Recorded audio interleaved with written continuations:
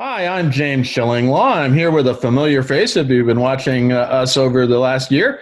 David Harris, President and CEO of Ensemble Travel Group. And David, we'll ask him where he is, but I'll tell you right now, he's up in Toronto in Canada. But we're going to talk about really focusing on this current ASTA legislative day that we just came back from last week. And we're going to talk about the issues involved there, as well as how his members are doing, how they are emerging from this crisis. There's still a ways to go. There's still a slog. And we're going to find out about all that and more on Insider Travel Report. David, first of all, as I said, you are in Toronto. Up there, they put all the Canadians up there. We're just going to keep you up there. I think this is the way it seems to be going. And but how are you doing? Given your quarantine status, almost. I'm well, James. Thanks for having us. And certainly, indeed, here in the Great White North, we remain basically unable to travel, other than non-essential travel. So very frustrating. But here we are. Something like.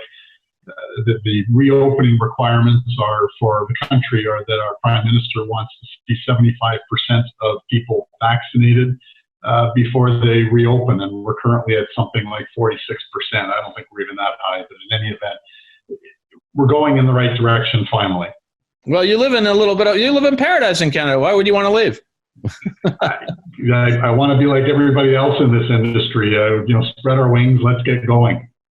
So we're really waiting for this vaccination requirement at 74% before Canada really kind of opens up at this point. So U.S. travelers can come. Well, will U.S. travelers be able to come in and vice versa? Once they reopen, currently the border remains closed until June the 21st. So that was just announced, I think, yesterday or the day before, and that. They've been extending that month by month through the pandemic, but it's been a function of us not having an appropriate rate of deployment of vaccines. And right. Now we're finally getting to the point where it is better. So hoping that this next one is not extended beyond June 21st. Hopefully not. Well, we'll see. Well, we'd love to get you down there. We missed you at ASTA Legislative Day. Everybody, and realize why you couldn't come, but hopefully very soon you'll be able to come down here and actually go to travel all around the world. But let's talk a little bit about we're now over a year into this pandemic, and we're hopefully starting to emerge. We're seeing a lot of signs. Europe is opening up. Cruise ships seem to be on the verge of large ship cruises will be soon departing from U.S. ports. What has been the damage overall from your view, to travel advisors, especially those in your group, your cooperative? The damage done has been significant for virtually everyone in this entire industry, as we all know. There's been both federal and state or provincial relief in many places. However, it just doesn't replace what would have been earned in income otherwise. So, in the one sense, we can't cry over spilt milk at this point. The world has been dealing with this unprecedented pandemic. And on the other hand, as we all know, the industry has been very unfairly scapegoated, and it's also exposed the difficulties of stopping a massive machine. So unlike a grocery store that routinely has a vacation day or a staff holiday, and they're closed for 24 hours or 48 hours, that stop, reopening activity is just not possible for an industry such as travel, and that's been a problem. So, I think in terms of the damage that's been done to the advisors, there's really just been enormous frustration experienced by all of us, and right. And this will continue until the government can address suitable roadmaps to once again get us reopening borders, eliminating quarantine restrictions, and basically enabling the restoration of consumer confidence. That is what's going to drive our return to activity. Yeah, well, actually, as we were down at ASTA, the legislative day, it said it's going to be another 8 months at least before travel advisors start getting the commission they will earn on bookings they do today, because obviously they have to wait for that travel to occur in most cases. So really, income isn't going to happen till towards much later in the year, and a lot of that. And then there's going to be a lot of bookings for 22. So we're kind of looking, and that's the whole purpose of this Ask the Legislative Day, to push bills and measures that can help fill the gap as well. And we heard a lot about how essential travel advisors are. In fact, almost every group there was talking about, how travel advisors are essential to the travel distribution system. So they need to be get some government assistance. Now let's talk a little bit about what Ensemble has done as an organization to help its members get through this crisis, especially most recently. It's a great question. Thank you, James, for asking. We continue to do much for our members. We're not charging them fees for our programs and services, which include everything from the rollout of our new B2B One Connect platform to marketing templates and, of course, advocacy. And I can't tell you how proud I am of our entire team, but also of our entire membership and supplier partners too. Well, this is a period when no one thought it would go on as long as this, and everybody has had to get through. And so, what about the health of Ensemble itself? How is your group getting through this pandemic crisis? Well, when we were first, like everyone, when the wheels came off a year ago, April, or a year ago, March, we had projections that were pretty grim, and they were based on current state and steady state of the day. We've made a lot of very difficult decisions, well publicized, and I stand by each and every one of those. We have, we've remained healthy, as everyone has been required to do. We continue to make the necessary decisions to ensure our survival, and we will survive. We continue to work on behalf of our members, but also to represent the entire industry. And that means supporting, it means contributing, and participating everywhere possible. And that's exactly what all of us have done. Well, let's talk about one of those areas where you're participating, and I know you're strongly supportive of all the Ask the Legislative Day goals that we heard about the other day. Of all these things that ASTA is lobbying for to get financial relief, what are kind of the most significant measures to your knowledge that will help travel agencies rather immediately? It's one and done as far as I'm concerned, James, and that's the SAVE Act. And right. I realize it's proposed at this point, but yesterday in DC with Ledge Day, that was the primary message being carried forward by all of the delegates that were there. Ensemble had a strong representation in the event as well. And I think what is so important is just that our elected have an appropriate understanding for the urgency of our plight and also the gravity of our plight. And it's in the absence of support, whether it's lending or grants, and at this point, it's getting to the point where we really need grants because we've already endured, and while there have been programs both in the US and Canada that have assisted all of our business owners, members, advisors, it's not enough. It doesn't cover it all, and we're completely shut down. And it's a broken record. Everybody's heard us all say this repeatedly. But the SAVE Act is something that is proposed at this point to be a grant. Of course, not kidding myself, it could be some months yet before it is enacted. And it will obviously go through various iterations before if in fact it is enacted. But in its current state, if it gets through the way it is right now, or even if it's modified further, it will be indeed what saves a large number of not just members in the distribution channel, but literally assisting all verticals within the industry. Well, actually, if we could drill down a little bit there, just remind us what the SAVE Act does include, because if I recall, the SAVE Act was originally focused on events, people who stage events, and somehow they'd found a way to include travel agencies in that. But what if this bill goes through, what can travel agencies expect from this? So it was the Shuttered Venues Operators Grant Program. That was what it initially had started out to, but it has morphed to include our vertical, the distribution vertical within the travel industry. And the current calculations, the proposed calculation of support of of grant support, not lending, grant, is 45%, up to 45% of 2019 revenue, agency revenue, would be eligible for the grant, less any PPP monies and probably other federal lending activity. Right. So that is a significant amount for most every business, and it is a much different calculation than what the PPP and other programs have been. So it is something that would have a material benefit to everyone in the industry, and I believe would be the basis for recovery. Yeah, well, actually, we were talking about that down there, and it is not a PPP. It's not a Paycheck Protection Plan. There was some talk as well that they might need more, that somebody might have to propose another bill that would include a third round of PPP, even though some agencies are still in the process of applying and getting approved for the second round of PPP. So that's the challenge. So do you think there might be more legislation required beyond this SAVE Act? It'll depend on how quickly they're able to enact it. If it's going to take, as it did with CARE, if it's going to take 4 or 5 months to be enacted, they will likely go to another version of another round, of PPP, just because it's familiar, it's more easily passed in the short term, in the immediate term.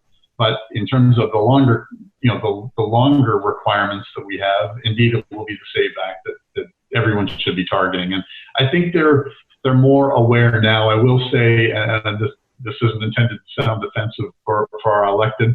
It's rare that I'm going to defend them. I shouldn't say that either, but I do. In any event, I do feel strongly that they are more aware now of the realities of the travel industry, the challenges of the travel industry, and that they have dealt with, the broad brush approach and solutions for many other industries already. So now they're getting to the industry specific challenges, the hardest hit sectors, so they can actually get things in place that are meaningful for us. No, absolutely. And hopefully that's going to happen very soon, that this SAVE Act will go through. And then, of course, other things have to be more extension of unemployment benefits, specifically with independent contractors, which, that's running out, or it's run out. And that's, something that was a very, very big thing that was legislated last year as part of the CARES Act. And that allowed independent contractors to really become full employees designated by state unemployment bureaus. And so they could get unemployment benefits, which was huge, I think, and will continue to be, I would think. You agree with that? I do agree. It represents a growing sector of our industry. It can't be ignored, and it has to be addressed properly.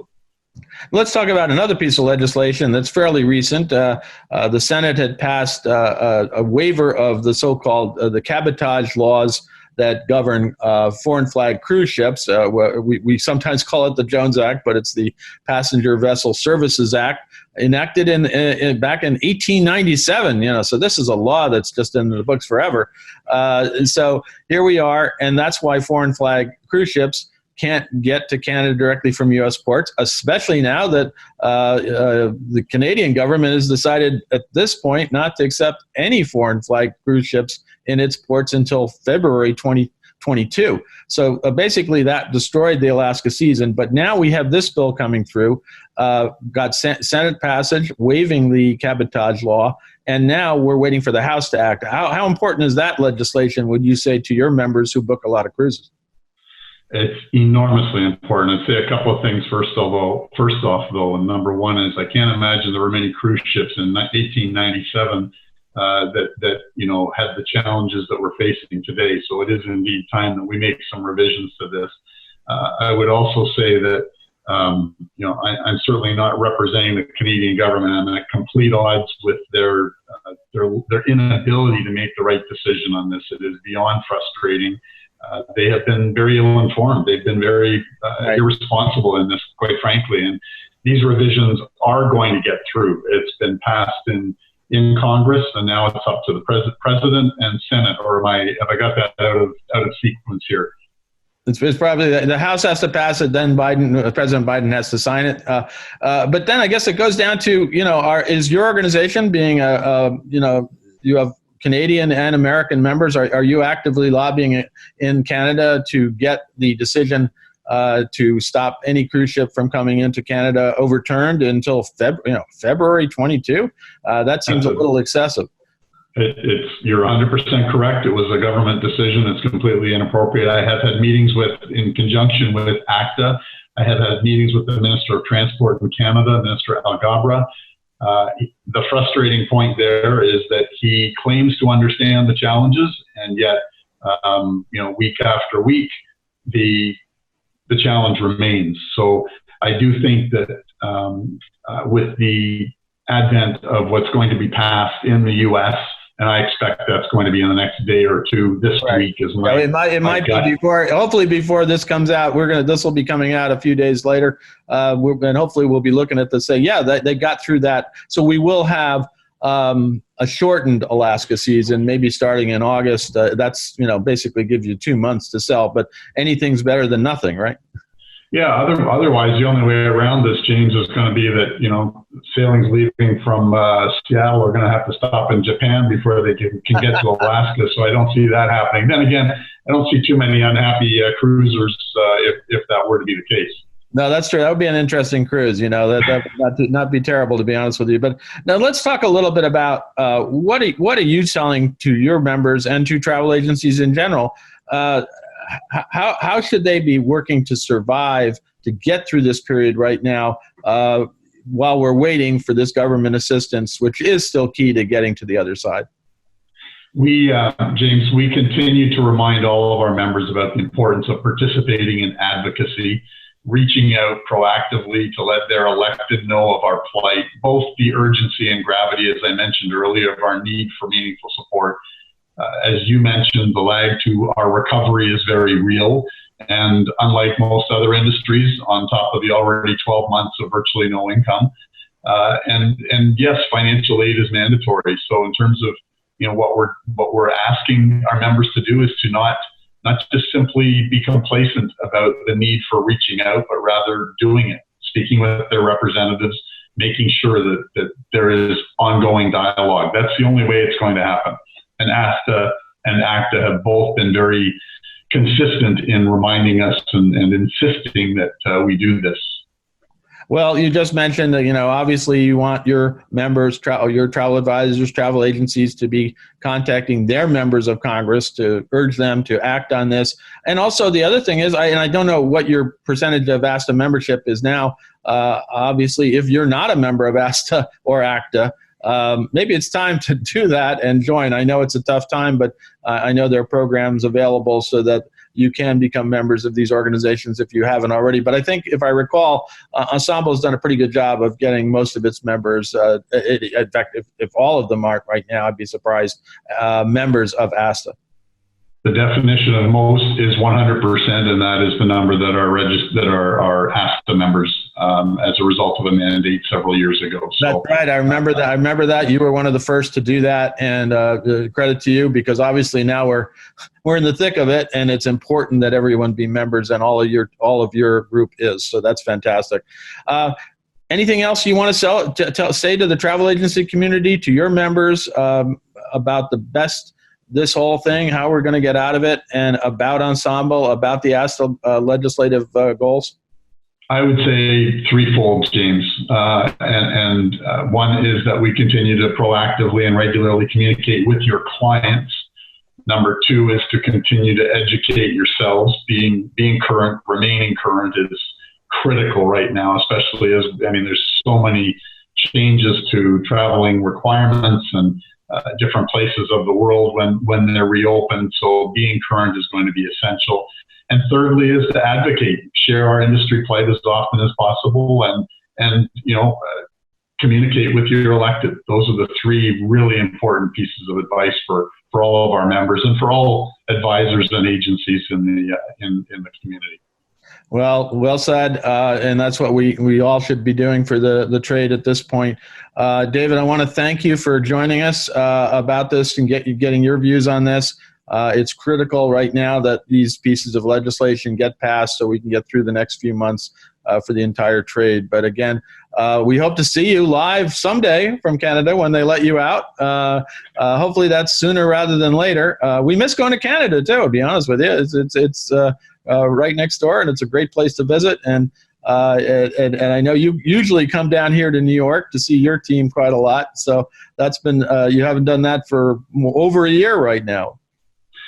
On the positive, you're quite correct. On the positive, though, there's such a considerable uptick in booking activity. It's right. Up to our governments, media, and our industry to resurrect consumer confidence at this point. So I'm going to state all of us, don't stop now. We're a heck of a lot closer to the end of this than we are to the beginning. It's going to be different, but we're definitely going in the right direction. I really think there's going to be some great news coming out in the next week or so, particularly around the cruise, the changes in the PVSA Act. Well, that one, and also hopefully the restart of cruising out of U.S. ports later this summer, sometime in July. And of course, we're hearing rumblings in Europe.